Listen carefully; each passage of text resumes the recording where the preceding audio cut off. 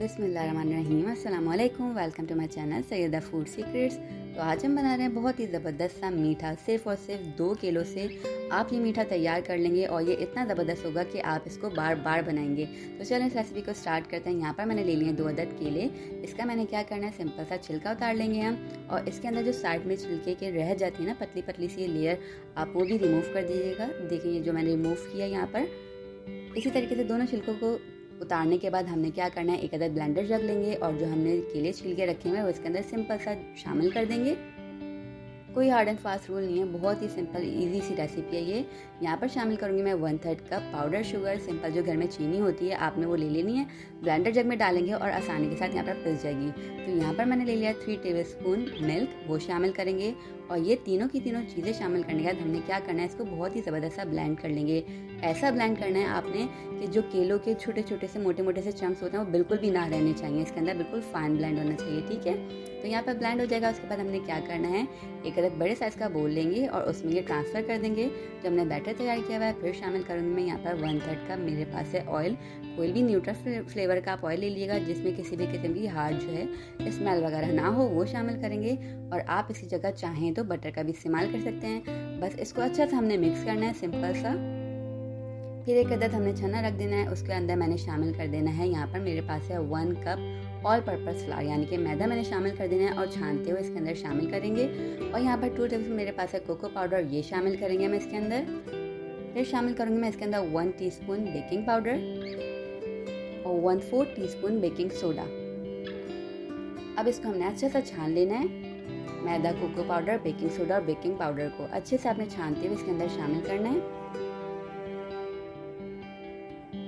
बस यहाँ पर सारी चीज़ें छानने के बाद आपने इसको अच्छा सा एक विस्कर की हेल्प से आपने इसको बहुत ही ज़बरदस्त सा फेंट लेना है। देखें इस तरीके से आपने विस्कर चलाना है और एक ही डायरेक्शन में आप चलाएंगे, ठीक है।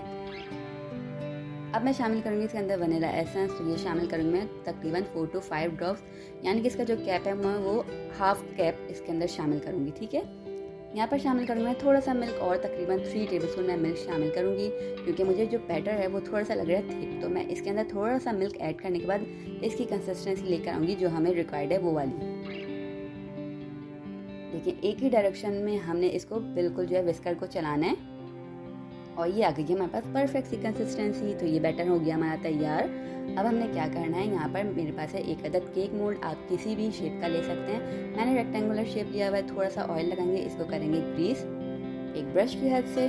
और देखें सिंपल, इतनी सिंपल सी रेसिपी कि सिर्फ और सिर्फ 1 मिनट में आपने ये बैटर तैयार कर लेना है। बस टाइम लगने वाला है तो वो होगा बेकिंग में। कोई भी काम करने से पहले आप इसको रख दें तैयार करके बैटर को और केक हो जाएगा आपका तैयार। तो यहाँ पर मैंने ले लिया है एक अदद बटर पेपर, इसके शेप का कट करके इसको हमने अच्छा सा सेट कर लेना है। पहले ग्रीस करेंगे और बटर पेपर को इसके अंदर सेट कर देंगे। अच्छे से इसको फिक्स करने के बाद हमने इसके अंदर अपना जो केक बैटर है वो शामिल करेंगे। और देखें कितना स्मूथ हमारा बैटर तैयार हुआ है कि ये अंदर जाके बिल्कुल मिक्स हो रहा है। आपका भी बैटर बिल्कुल ऐसी कंसिस्टेंसी के साथ बनेगा तो आपका केक बनके तैयार होगा बहुत ही शानदार। और सिर्फ 2 किलो से आपने बना लिया। तो इसको अच्छे से हमने थोड़ा सा स्प्रेड कर देना है स्पैचुला की हेल्प से।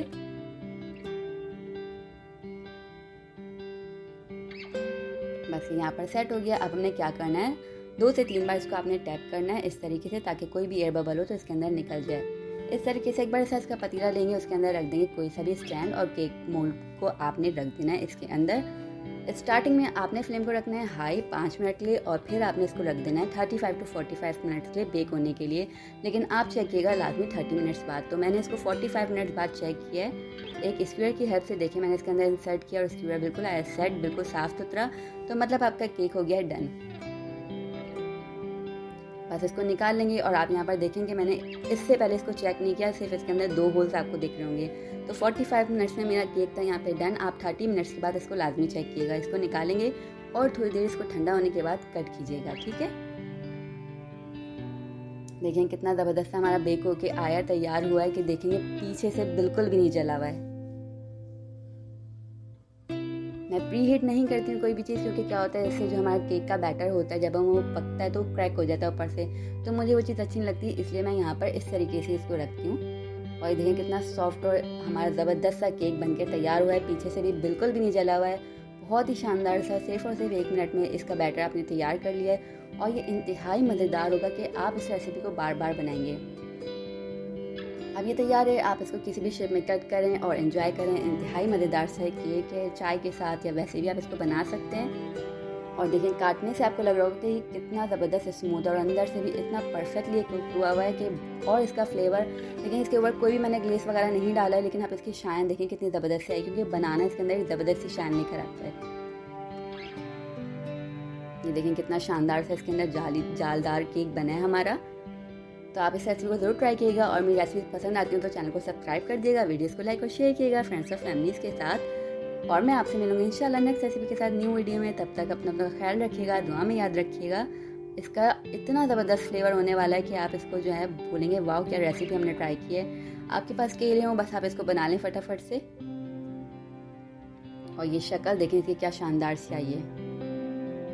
तो चलें अब हम आपसे मिलेंगे एक इंतहाई बेहतरीन और नई सी रेसिपी के साथ। तब तक अल्लाह हाफ़िज़।